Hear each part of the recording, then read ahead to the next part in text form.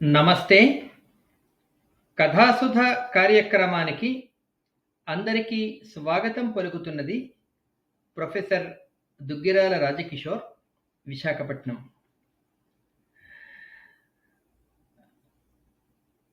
అనగనగా ఓసారి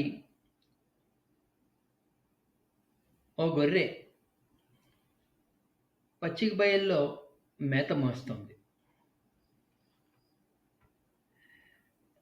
కాసేపటికి ఒక కాకొచ్చి ఆ గొర్రె వీపు మీద వాలింది.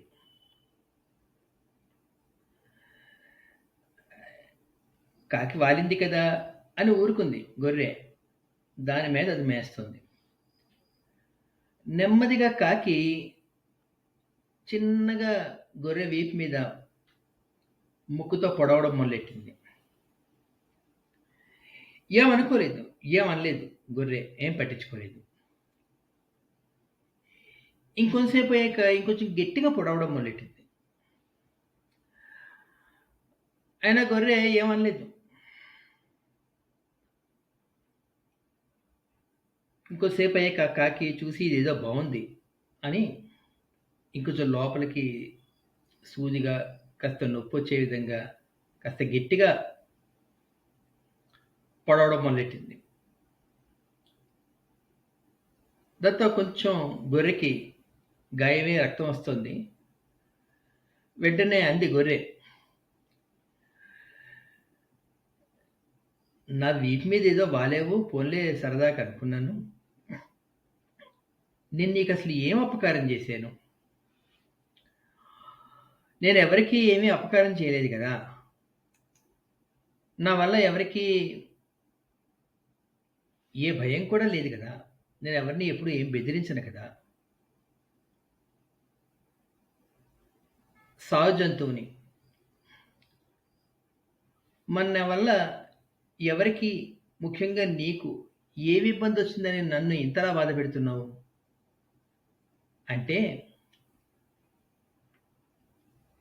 అప్పుడు కాకి చెప్తుంది, నేను ఏ కుక్క మీదో పిల్లి మీదో ఇలా వారి ముక్కుతో పొడిస్తే ఆ వెంటనే కసక్కని తిరగబడతాయి. అందితే నా మెడ కొరికేయడమో, నా కాలు లాగేయడమో, రెక్క విరిచేయడమో చేయగలవు. అందులో నాకు సరదా ఏముంటుంది? పైగా నాకు ఎదురుగాయాలు అవుతాయి. అదే నువ్వనుకో, అసలు వెనక్కి తిరగబడమని తెలుసు. ఎంత బాధ పెట్టినా భరిస్తావని తెలుసు. అక్కడే నాకు మజా ఉంటుంది. నీ పని నువ్వు చేసుకుంటావు, ఏం పట్టించుకోవు కదా.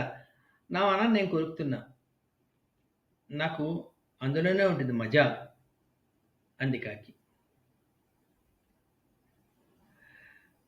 మెత్తగా ఉంటే మొత్త బుద్ధి అని సామెత. దుర్మార్గులు అనేవాళ్ళు